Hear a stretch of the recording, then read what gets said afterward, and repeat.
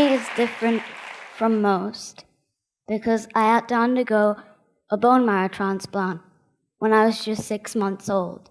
And now I have pulmonary fibrosis, which is a serious lung disease, and my lung capacity is now only 20%. My name is Aisha Chaudhary, and I'm 17 years old. And today, I'd like to talk about what really matters most to me in life. Now, life can be tough when every single breath you take is a struggle, and the slightest infection causes a serious, life-threatening exacerbation. And the last one for me was in November last year, when I went from being able to walk around freely and go to school to suddenly being bedridden, unable to turn over in bed without getting out of breath. And I must confess that I did wonder if I was going to die. And I would have sleepless nights, just thinking, tossing and turning, with this idea that soon I may be gone. And if that's going to happen, what's the point of anything? I'd think about this for hours and get nowhere.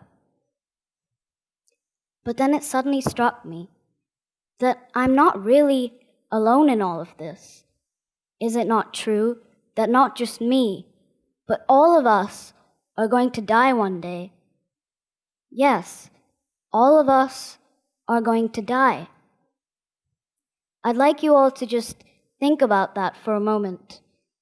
In the next 100 years, all of us sitting in this room today will be gone, just at different times, some sooner than the others.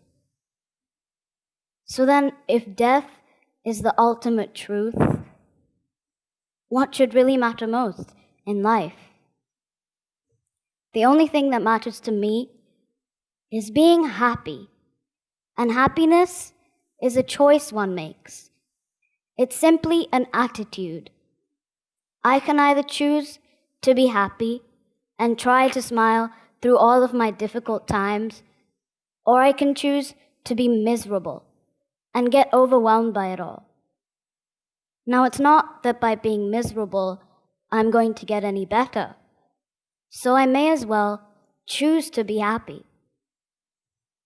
And if I have to have pulmonary fibrosis, I choose to have a happy pulmonary fibrosis. Now, I'd like to share with you a few difficult moments in the recent past where I've chosen to be happy. This year, I was quite unwell, and I had to undergo several medical tests. And one such test was a sleep study, done to check if my oxygen levels were okay when I sleep. And this picture was taken right before the study. And you can see that I'm almost trapped in a bunch of wires, some stuck to my face and some to my body, to monitor my heart, my brain, and my breathing. Despite all of this, I'm still smiling because I refuse to let this illness get the better of me. I just won't let it. And I chose to find humor in observing the man who was doing my sleep study. I couldn't help but laugh at the way he would just put up his own feet on my bed and go off to sleep himself, snoring away. And this obviously made it difficult for me to sleep. And maybe that's why my results were so bad. How ridiculous, I thought to myself. Later that month, my family and I had to go to England for a full medical checkup. And the days were filled with long, boring medical appointments, talking about lung transplant, and what seemed like endless amounts of tests. This is a picture of my brother and I, just after I had spent one long day at the hospital. But guess where we were headed in this photo? To see a Broadway show in London. And it was fabulous. I was able to put the trauma of the day at the hospital behind me, and I still managed to find the will and the excitement in going out for a play and spending quality time with my brother. I believe that it's important to create many happy memories so that we can try to wipe out the sad ones. After having quite an unpleasant summer with all of these medical issues, my family and I decided to take a holiday to the Maldives. And there was so much to do in the Maldives. But of course, my health didn't permit me to do a lot of the things that I wanted to. And one of the main activities was snorkeling. And I desperately wanted to try it. But how could a person who has difficulty breathing go snorkeling? Well, in this picture, you can see me in my snorkeling gear right after I'd popped my head out of the water after seeing the most beautiful, vibrant colored fish. But now I'm not going to lie, I did only dip my head in for a second, but I did what I wanted to do. And that moment for me was worth everything.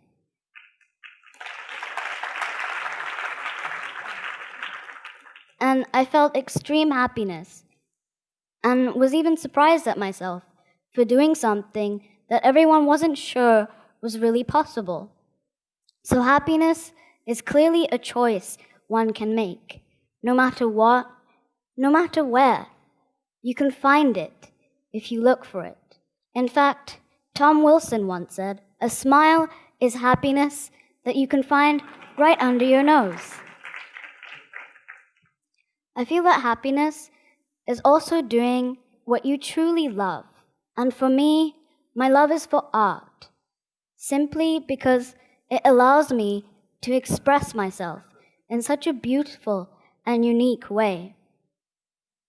As I dip my brush in the vibrant colors of paint and can almost feel the paint being smeared onto the fabric of the canvas, I tend to forget all of my worries and the difficult situation that I'm really in.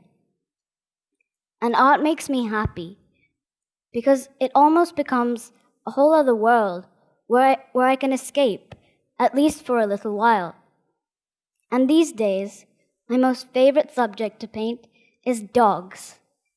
And now I'd like to introduce you to my own two dogs, Kobe the Labrador and Rolo the Black Pug. You can see who the dominant one is in the relationship. I find it so interesting that even though they can't speak a word, dogs can become the closest thing to your heart, your very best friend and your companion. I love to observe them and try to figure them out, and I can't help but get inspired. Dogs are so similar to humans, yet they carry qualities that we humans struggle to achieve at times. Dogs can find happiness in the smallest of things.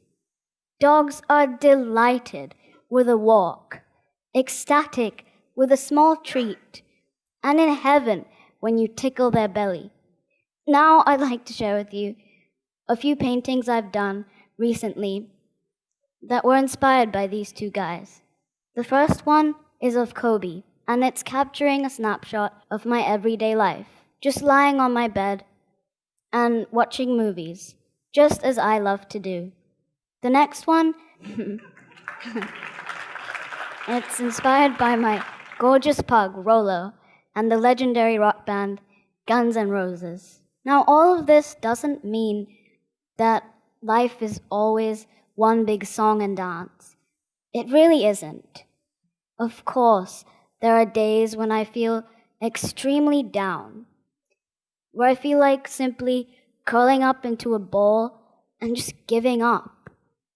But then the realization that things could always be much, much worse always pushes me to get back up on my feet and put a smile on my face. I could have easily been born into a family that wasn't as loving and caring as my own. So I thank God for the family that I have. And I know for a fact that there are children out there who are much less fortunate than I am.